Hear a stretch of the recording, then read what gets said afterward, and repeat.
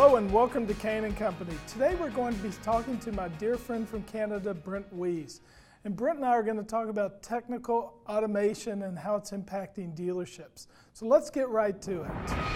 Well, as I mentioned, welcome to the show from Canada, my friend Brent Wees. And Brent is the Director of First Impressions with TheNextUp. And Clint, who operates TheNextUp, is a dear friend of mine as well. So this is just like a wonderful way to start the day. If you could, Brent, tell the audience a little bit about yourself. Hi, everybody. Like David said, I'm from Canada. So I'll say, how's it going, eh? Just to be a show, just to get that in. Yes, I'm Director of First Impressions for TheNextUp. It was a move I made in August to work with Clint and Mark and the team. It's been extraordinary, and part of the reason why I did that was I've been in automotive technology for the past 15 years, and more on the marketing side of it, more building towards like getting people to the door, building a lot of different automated technologies. So the attraction to Clint's operation was this allows my education to evolve from the sales and process internally, like the internal process inside the dealership.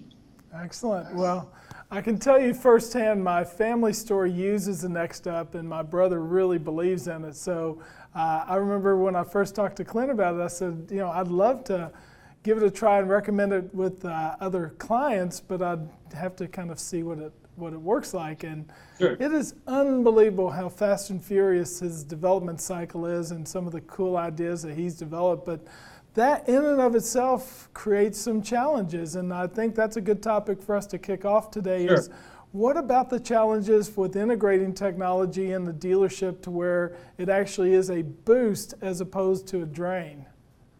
Well, I think that it's two sides. First off, like you said, the release schedules can get quite hectic because if you develop a good piece of technology, be it an automated piece or a mobile piece that the dealerships can really exploit, you'll see adoption move very, very quick, and that's what's happened with NextUp and other companies and other platforms I've worked on.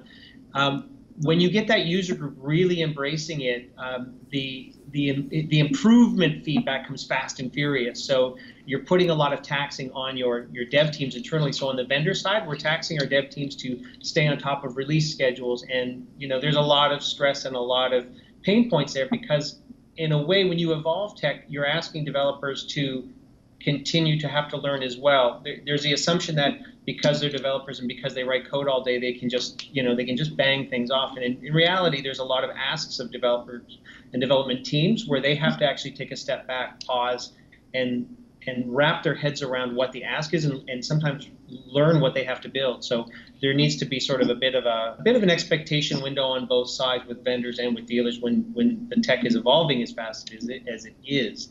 I think on the dealership side, I think what is happening for them is it can be overwhelming. And from seeing and being in different meetings where I've created marketing tools or being at the dealership watching NextUp get implemented and put into the store, you can see with some people how overwhelming it can be initially. Yes. And just to end it, I think with dealers, it's just take your tech onboarding, just take small pieces of it at a time. Take one piece of technology or one platform or one even sort of campaign, like just do it in small chunks and small steps and get good at each phase of your rollout.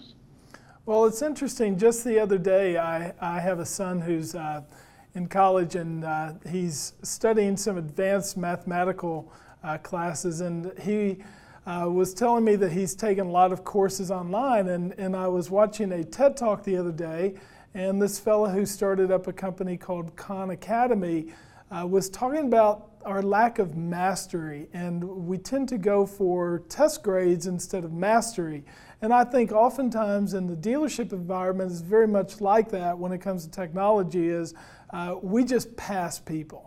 When you use the word onboarding, when we onboard people, we make them good enough. And as a result, the interaction with the guests, the interaction with the employees, the interaction in general with the web is sometimes challenged because we're not masters at operating the technology, and it becomes a real challenge And retention is also an issue when we don't make it easy for the employees to use it. So could you touch just a little bit about your own experience in working with dealerships and their ability to actually master technologies, or do you tend to see a shift moving towards mastery, or are we just kind of at a fixed point?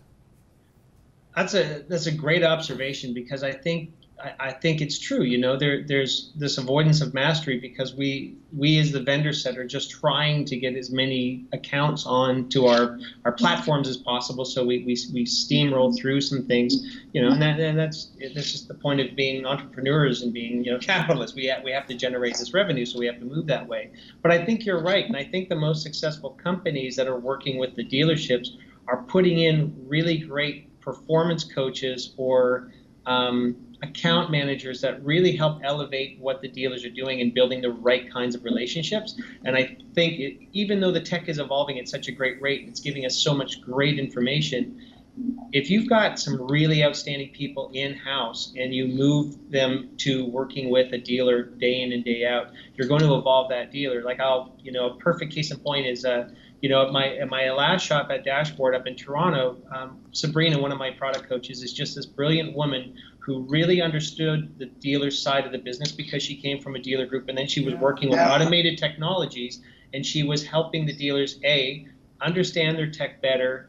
And because she was working in it day in and day out, she was also finding the nuances. So, you know, I know that next up we try to put the right performance coaches in front of the right dealers, because there's all this great information that can be uncovered as well. So I think that's where you get the mastery, is by finding that account or that performance coach that really makes it. Like, it just can't be someone who's mailing in a report every month or doing something. It's someone who actually genuinely cares for the betterment and the best interest of the dealer.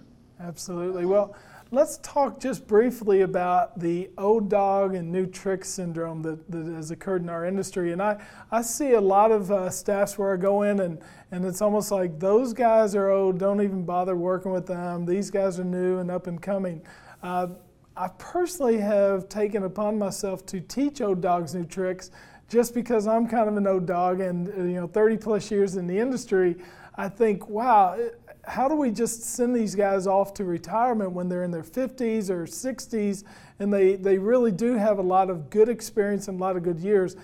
What's your opinion on that concept, and what's the hope for the future for these old dogs? I had the movie Old Yeller running in my head. I don't know why. No, I'm just kidding. I think I just shoot them all. No. You know what? I'm a dude. Like, I know I don't look it, but I'm pushing 50, and I'm empathetic to the guys who have been around the dealerships, and I think that we can't avoid the evolution of technology. We can't avoid how it's impacting our lives, because even the guys that say that, you can't teach that guy a new trick, that 50 or 60-year-old person working at the dealership who everyone feels is set in a way, they still have an iPhone in their hand. They still have an Android phone. They're still using new technology. It's just a matter of, are we allowing our staffs to pick and choose what they want to use and what they don't want to use, and therefore they're affecting the business model of the dealership. I think there's just a fact of, and I've heard it said at different conferences, do some reverse mentoring, and some traditional mentoring as well of those internal staffs. Is if you're going to take on a piece of tech like TheNextUp into your store, and the younger staff just seem to understand why it's important, or if they're new enough that it's just like, here's the way our process is, this is the way we do things, and they adopt, and it's harder for long-term staff, just do some reverse mentorship, because someone who's been around for decades is going to impart a lot of great wisdom on someone on just how to close. And the person, like, the tech gets so good, but you still need person-to-person interaction, and senior staff, long-term staff, are going to have more of the insight on how to just create the person-to-person relationship, and have some of the younger staff help them evolve their tech skills. Excellent. Well, I would have to say that you've made a good first impression for those of them out in the audience who maybe are not aware of Brent Wees and the Director of First Impressions for TheNextUp. TheNextUp is a fabulous technology. It really falls in line with what we consider the business development dealership concept, to where sales team members really are able to concentrate on developing their business while not having their nose stuck to the front window waiting for the next up. This is a technology I think everybody should consider. So Brent, thank you for sharing a few moments with us and some of your wisdom based on those almost 50 years of experience in life. There's not much wisdom there, David. Who we all kidding? And please don't shoot anyone at your dealership today. Absolutely. And Brent, I just want to put a plug in. November 15th to the 17th, you will be presenting Do One Thing Different today. It's just something that you really hit home with me on when I saw you present that out of Google, and I look forward to seeing you at our event in November. I can't wait. I don't do this session a lot, and it's very special and meaningful for me. So the fact that we can collaborate in November to do it, I'm counting the days. It's going to be a fantastic event. Excellent. Well, we'll see you down the road. Thanks again for joining us, Brent. Thanks, everybody. Have a great day. It's always great to spend time with Brent Wees. I love his humor. I love his focus on the industry and what makes dealers more effective each and every day. I hope you'll join us again next week here on Kain & Company. Thank you very much.